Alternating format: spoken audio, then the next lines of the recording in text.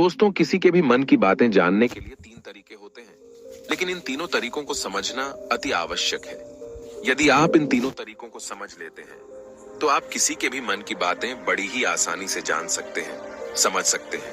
तो चलिए इसे एक बुद्ध कहानी के माध्यम से समझते हैं कि किस तरह से आप दूसरों की मन की बातें जान सकते हैं, समझ सकते हैं। बहुत समय पहले की बात है, एक छोटा सा गांव था। उस गांव में दो भाई रहा करते थे।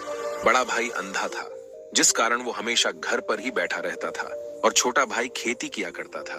लेकिन खेतों में अधिक जानवर आने से पूरी फसलें नष्ट हो जाती थी, जिस कारण छोटा भाई बहुत परेशान हो चुका था। तभी उसे एक तरकीब सूझी। एक दिन उसने सोचा, खेतों में से इन जानवर को भगाने के लिए क्यों ना मैं अपने बड़े भाई की मदद लूं। वैसे भी बड़े भैया अंधे हैं, अगर वह खेत में बैठे रहेंगे और जानवरों की आहट आने पर वो उन्हें जोर से चिल्लाकर भगा सकते हैं, जिससे हमारी फसलें बच सकती हैं। इसलिए उन्हें मैं खेत में बिठा देता हूँ। ये सब सोच विचार करने के बाद उसने अपने खेत में ही एक छोटी सी झोपड़ी तैयार की और अपने अंधे भाई को उस खेत में बिठा दिया और उनसे कहा, भैया, यदि कोई जानवर की आहट आपको सुनाई दे तो आप जोर जोर से चिल्लाना। ये सुनकर वो जानवर यहाँ से भाग जाएंगे और हमारी फसलें नष्ट होने से बच जाएगी। बड़ा भाई अपने छोटे भाई की बात मान लेता है और वो उस दिन से खेत में ही रहना शुरू कर देता है। जब भी किसी जानवर की आहट उसे सुनाई देती तो वो तुरंत जोर जोर से चिल्लाना शुरू कर देता, जिससे वो जानवर उसके खेतों से भाग जाते। ऐसा करते करते कई दिन बीत चुके थे। तभी एक दिन उसके खेत में एक हिरण भागता हुआ आता है और वह खेत के बांध को तोड़कर वहां से भाग गया। लेकिन उसी हिरण का पीछा करते हुए एक राजा भी उस खेत में आ पहुंचा। तभी राजा की नजर उस अंधे भाई पर पड़ती है। राजा उस व्यक्ति से कहता है, देखो, मैं यहाँ पर एक जानवर का पीछा करते हुए आया हूँ। क्या तुमने उस जानवर को यहाँ पर देखा है? इस पर वो व्यक्ति कहता है, हे राजन, मैं तो अंधा हूँ, मैं भला किसी जानवर को कैसे देख सकता हूँ। लेकिन मैं आपको इतना जरूर बता सकता हूँ कि जो जानवर मेरे खेतों से होकर भागा है वो आपके लायक नहीं है। आप उसके पीछे अपना समय यूं ही व्यस्त कर रहे हैं। राजा उस अंधे व्यक्ति की बात सुनकर बड़ा अचरज में पड़ गया। वो ये सोचने लगा कि आखिर ये तो अंधा है, फिर इसे कैसे पता कि जिस हिरन को मैं तलाश रहा हूं वह हिरन मेरे लायक है ही नहीं। ये अंधा व्यक्ति मुझे कैसे बता सकता है? तभी राजा उस अंधे व्यक्ति से कहता है, कहीं तुम मुझसे झूठ तो नहीं कह रहे? एक तरफ तुम ये कहते हो कि तुम अंधे हो और दूसरी तरफ तुम ये भी कह रहे हो कि जो जानवर यहाँ से भागा है वो मेरे लायक नहीं है। इस पर वो अंधा व्यक्ति कहता है, हे राजन, जिसे आप एक हिरण समझ रहे हैं, असल में वो एक हिरण नहीं है, बल्कि एक हिरणी है, और वो भी गर्भवती है। और जहां तक मुझे ज्ञान है, मैंने कभी किसी राजा को किसी गर्भवती हिरणी का शिकार करते हुए नहीं सुना है। और इसी कारण मैं आपसे ये कह रहा हूं कि वो हिरणी आपके लायक नहीं है। आप उसके पीछे अपना समय व्यर्थ ना करें। यह सुनकर राजा और भी अचरज में पड़ गया। वो ये सोचने लगा कि आखिर ये अंधा आदमी ये कैसे जान सकता है कि वो हिरणी है और गर्भवती है। राजा कुछ देर सोच विचार करने के बाद अपने सेनापति से कहता है, सेनापति जी, मुझे वो जानवर जिंदा चाहिए, क्योंकि मुझे यह पता करना है क्या वह हिरणी है और क्या वह गर्भवती है। क्योंकि यह अंधा आदमी बहुत विश्वास के साथ कह रहा है और मुझे इस बात की पुष्टि करनी है। यदि वह हिरणी हुई और गर्भवती हुई तो वह हमारे शिकार के लायक नहीं है, क्योंकि हम तो एक हिरण का पीछा कर रहे थे। इसलिए जाओ और पता करो कि क्या वो हिरणी है।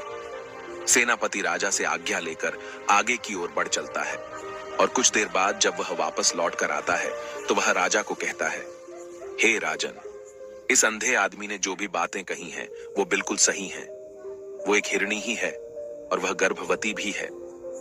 यह सुनकर राजा आश्चर्यचकित रह गया। उसे समझ नहीं आ रहा था कि आखिर अंधा आदमी कैसे पता कर सकता है कि वह जानवर एक हिरणी है, और तो और वह गर्भवती है। भला एक अंधा आदमी यह कैसे देख सकता है, यह कैसे जान सकता है? आखिर इसे यह कैसे पता चला? ऐसे कई सारे प्रश्न अब राजा के मन में उमड़ने लगे। अब राजा ने यह ठान लिया।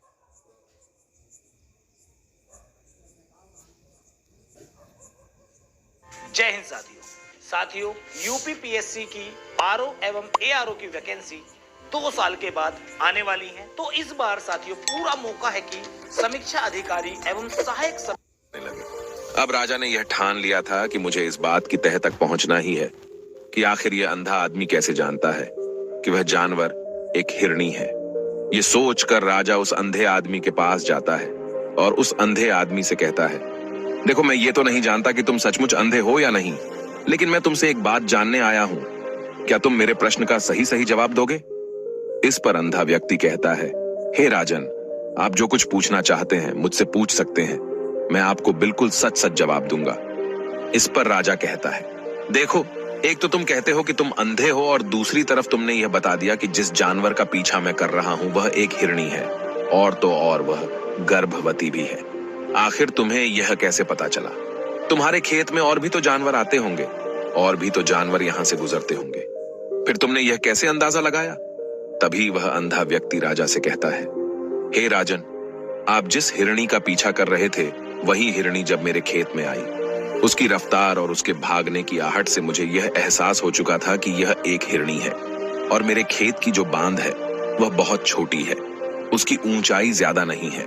यदि कोई हिरण होता तो उस बांध को बड़ी आसानी से लांघ जाता, लेकिन वह हिरणी इस बांध को तोड़कर भागी है, और यदि वह इस बांध को छलांग लगाकर पार करने का प्रयास करती तो इससे उसके बच्चे को खतरा होता, और इसी बात से मैंने यह पता लगा लिया कि वह गर्भवती है।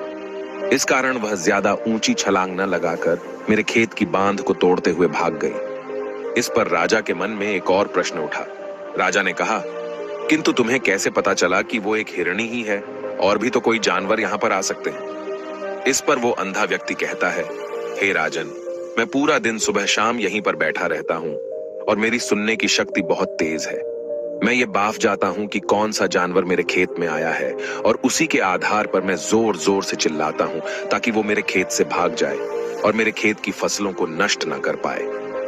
राजा उस अंधे आदमी का ये जवाब सुनकर पूरी तरह से संतुष्ट हो चुका था।